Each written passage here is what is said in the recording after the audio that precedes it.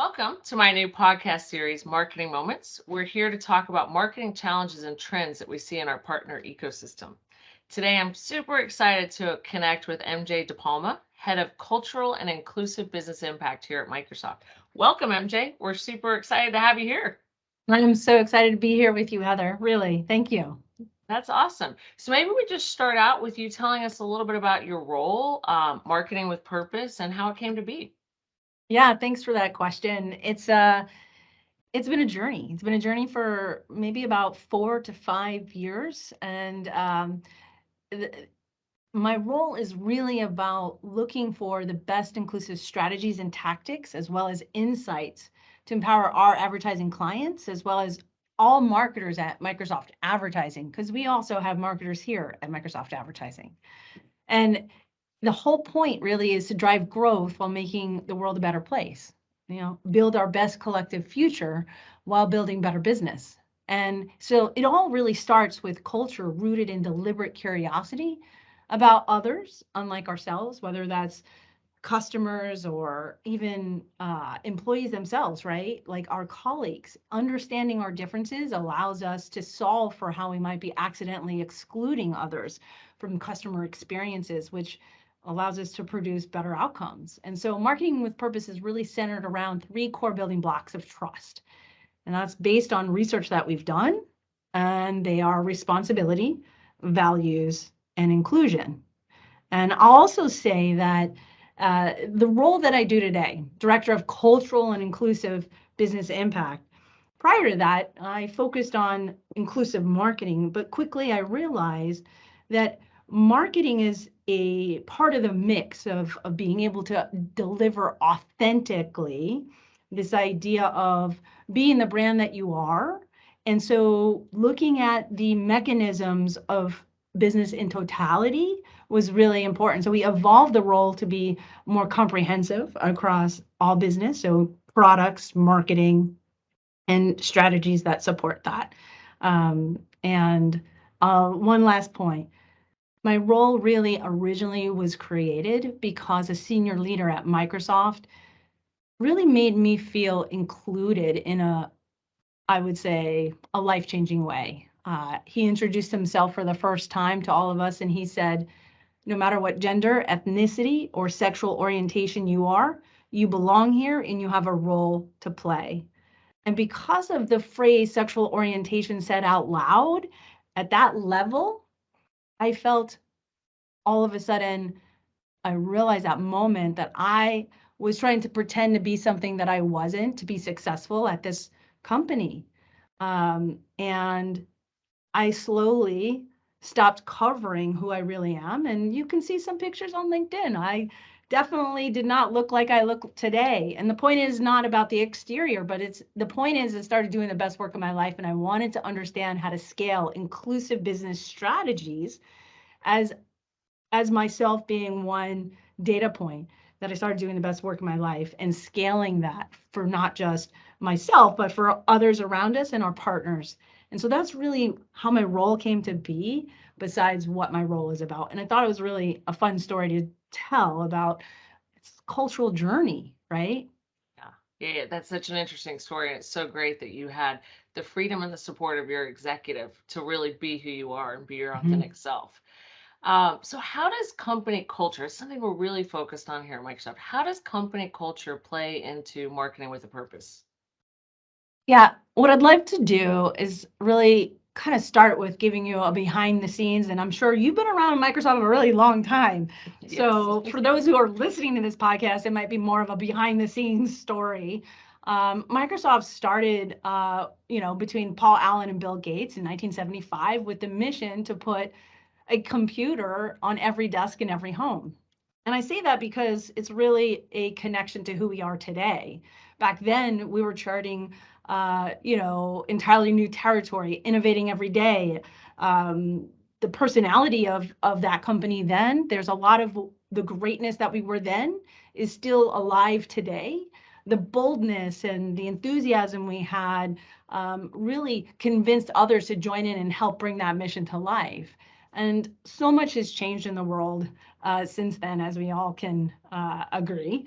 Um, besides being a startup company back then, we've grown into a company that employs almost 250,000 people, 220,000 people.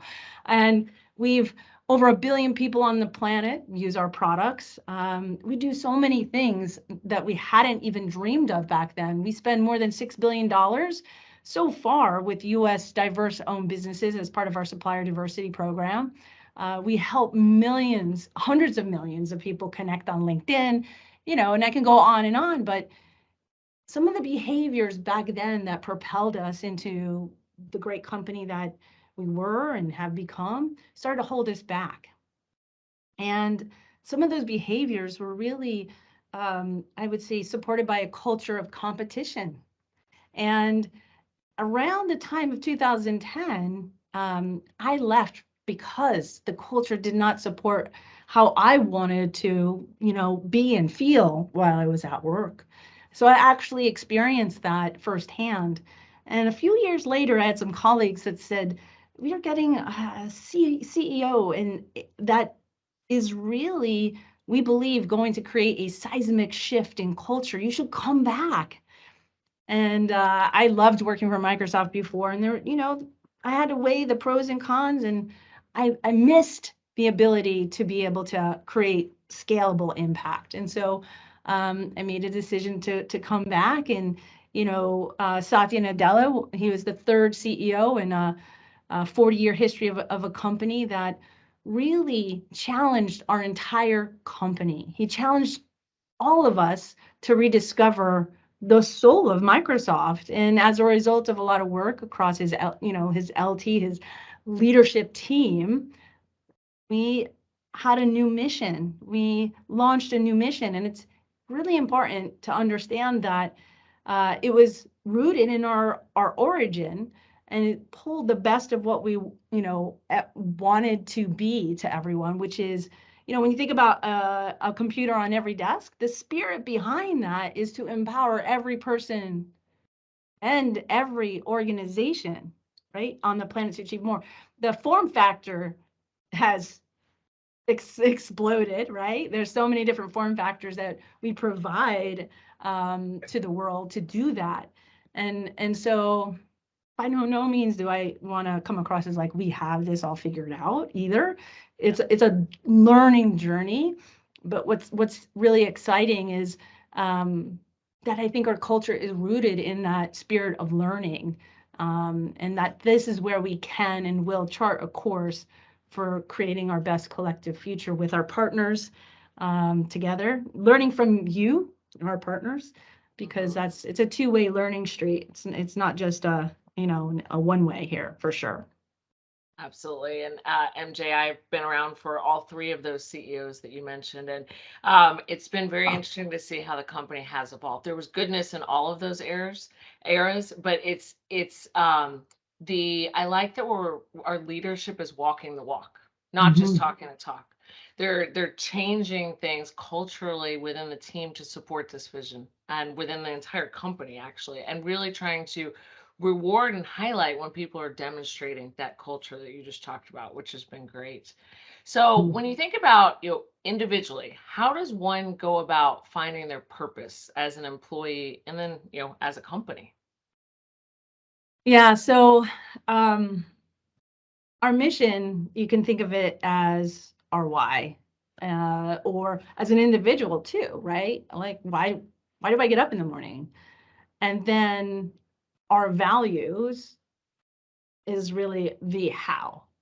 And so the mission is really our North Star in figuring out how we make decisions about what we decide to build, what we decide to invest in, promote.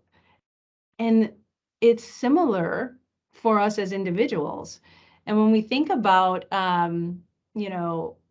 what we do well, whether that's as a company or as an individual, what we love to do as an individual or as a company, and what brings value to the world, to our communities, to our employees, and to our customers. When you think of that as a Venn diagram, those three areas, When you can find the intersection of all of those, I would say, magical elements, that is where you'll find your purpose. And I think it's sometimes um, so encouraging when we get that support from our leadership team, from our managers, from our colleagues to pursue the things that we love. I think Satya said also, I might have said it in his book. He said, I'm paraphrasing, by the way, something like, don't work for Microsoft, make Microsoft work for you. And I remember when I read that or I heard that, and I was like, whoa, what's that? Like, how do I do that? Because then it doesn't really feel like work. And I want to express my purpose here on this planet in the work that I do in the limited time that we have. We've got a certain amount of time. I think there's a new book that just came out, 4,000 Weeks. And that's roughly the average lifespan. And we have about 4,000 weeks to spend on this planet. And so I think it's really important because high growth brands are 66% more likely to see purpose as a means to guiding employee decision making than those that do not. And so I think understanding and really valuing a clear and a bold purpose um, really takes away the ambiguity and makes us all feel like, oh, my time here is well spent. I feel like valued and I feel fulfilled. So really that's and I also will say for Microsoft, our values, there's like three core values that we hold: respect, integrity, and accountability. Mm-hmm. And so when we think about recognizing that others' thoughts, feelings, and ideas are just as important as our own, um, that is key because we all have different lived experiences, and we all see that diversity and inclusion, meaning a diverse input in a problem, creates better outcomes. So respecting those lived experiences, I love the fact that we have that as a value. And integrity, of course, being, honest and having ethical and trustworthy behaviors. It creates, I think, a really incredible environment for moving together forward. And then, of course, accountability. Just knowing I can count on you, you can count on me, what I'm going to say I'm going to do. And so I think those key values, whatever your values are as a company, doesn't have to be those three, but knowing clearly what those are help all of us create the culture um, that creates change, creates impact, and you know, creates that bow wave for us to ride together. Really. Yeah, I love that. And you mentioned Satya's books. One of the things that stuck out with me on that was transitioning from know-it-alls to learn-it-alls. And Yeah. the curiosity that you have to demonstrate to be Mhm. a learn-it-all. And it goes back to that, the curiosity of what are your lived experiences and how is that reflected in sort of the way that we're interacting and things like that. So very interesting. Mhm. I really love the focus on the three pillars: respect, integrity, and accountability. Like I said, I think we're walking the walk and trying to really live that. We're not perfect, as you mentioned before; it's a journey. But one of the other things we talk about here at Microsoft is that growth mindset. And the Mhm. growth mindset, which goes back to the curiosity, to empower innovation and inclusiveness. I know you talked about it a bit, but can you expand a little bit more on how our partners can see similar Mhm. outcomes? They ask Yeah. all the time. They're Yeah. noticing the culture and the focus, and they want to know how can they, sort of grab onto that and adopt some of that to get outcomes. Yeah, for sure. I think when I talk about these, there's really four ways or mechanisms that we have used to transform our culture for the better. And we focused on these four ways to drive strategic change. And I know that our leadership team did a lot of research with different consulting companies and neuroscience and just understanding how to create the conditions of which culture is really owned by the employees. And the first thing that they looked at was creating behavioral change, which comes with practice. So the company knew that they needed to give an opportunity to all of us to practice this idea of the growth mindset. Carol Dweck, the psychologist who wrote the book Mindset, I think this is really core to who we are as a culture. And we changed from having an annual company meeting every year to what we call a hackathon. It's a incredible opportunity for any employee at Microsoft to pursue an idea, pipe dream, or even a colleague's idea. You can join their team to create anything. And we're all encouraged and supported to do so. And this has created an incredible culture of innovation. And you get to collaborate across Microsoft.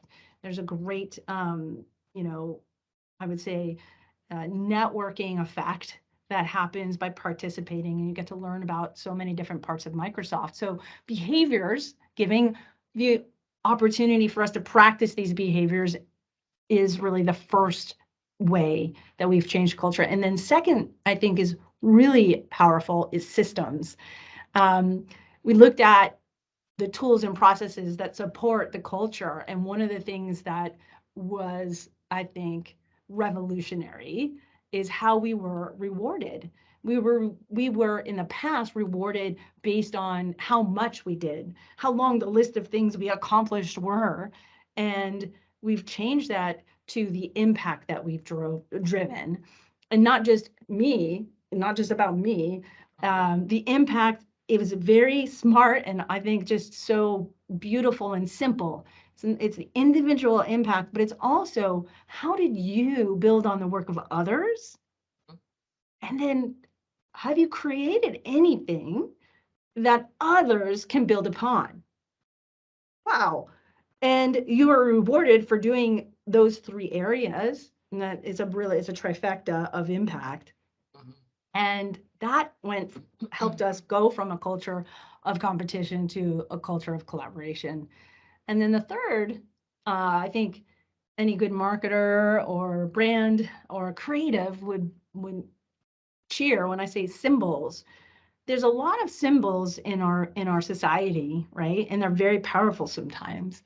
And we were very deliberate. Like I was taking some time to understand diversity and inclusion because it was one of my passions early when I came back to Microsoft, and I discovered a Microsoft Sway that was about diversity and inclusion. And it was all about the hidden meaning of the ampersand. And did you know, Heather, if you and I wrote a book and you wrote a bunch of chapters and we didn't collaborate and I wrote a bunch of chapters and, you know, maybe it was a textbook or something and got published, you and I would be listed as authors as Heather and A-N-D MJ.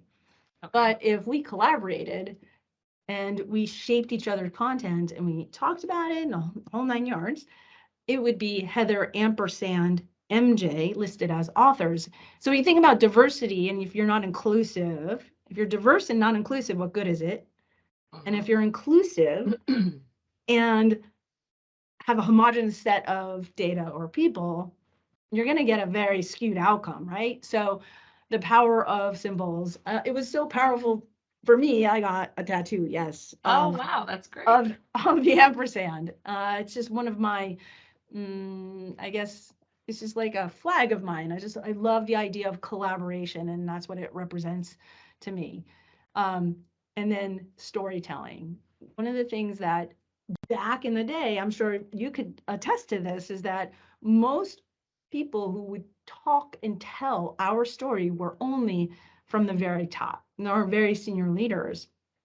And what we wanted to do is, and it was very by design early on, but we celebrate stories across our channels of employees who showed us what culture in action really looks like.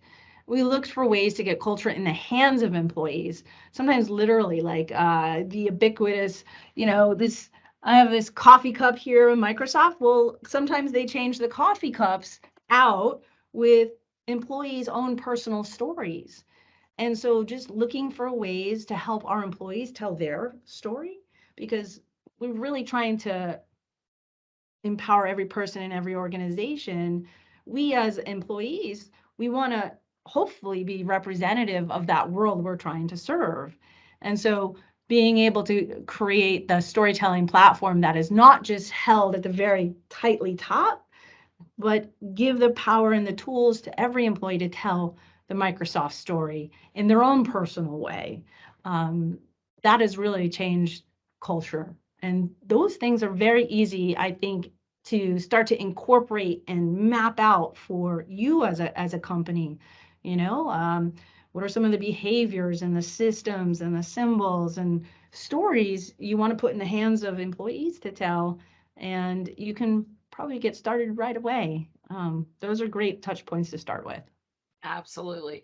And it doesn't have to be, the pressure doesn't have to be to apply everything at once. It's just, as you mentioned, you can apply different things, learn from them. And I think it does take practice. It's not one of these Mhm. things that immediately you're going to have a cultural shift overnight. It's one of those you have to work at day and day and, Yeah, drive that. I love you're thinking of, it doesn't have to always be from top down. In fact, I don't think it's going to be effective if it's tops down. It needs to be everyone and grassroots effort. So thank you so much for sharing your perspectives, MJ. This has been very, very insightful. Mhm. I'd like to end with, tell me about a fun experience that you've had in the last, year or so. Okay, yeah, sure. I think a highlight from the last year, my partner and we have been, I would say, like van people most of our lives. We Okay. both separately, before we met, owned VW buses. And Fun. um, fun fact, if you do a search, Microsoft Bing, you'll find, if you do my name, MJ DePalma, Wall Street Journal, there's an article about me and my VW bus in the Wall Street Journal many Oh, years wow. ago. And it's That's about great. culture. It's about actual culture. But we built out a Sprinter van last January, and I had a conference to keynote in Banff, Canada. We live in Seattle, Washington. You see all the trees here. Yes. And we took a road trip and worked from the road. So digital nomad for real, digital nomad in van style. And we went to the conference, and then we went up to Jasper, took some time off, and worked from friends and families' homes all along the way, getting family time in, but also um, keeping our day job going. And that Yeah. was extremely fun. I think I highly recommend getting out and seeing the country while actually working. Like the whole work, paradigm has definitely shifted. I'm in the office lately a lot, but I think at times it's nice to have that opportunity to go out in the world and work from family and friends' homes. So, and the van really helped. That's such a cool story, and I'm definitely looking up that Wall Street Journal article as well. And it is important to infuse fun. We spend so much of our life and energy at work, and so infusing that fun. And I love that you were able to infuse friends and family along the way. That's For great. sure. Thank you so much for joining me today, MJ. I really look forward to continuing to apply these learnings, both myself and then thank you for sharing it with our partners so that they can help apply it too. Thank So you. definitely. And thank you to everyone for tuning in to my new Marketing Moments podcast. We look forward to continuing this. So please submit suggestions in the comments section on topics you'd like to see in the future, and we'll try to address them. Take care, everyone. Thanks. Thanks, MJ. Thanks. Thank you.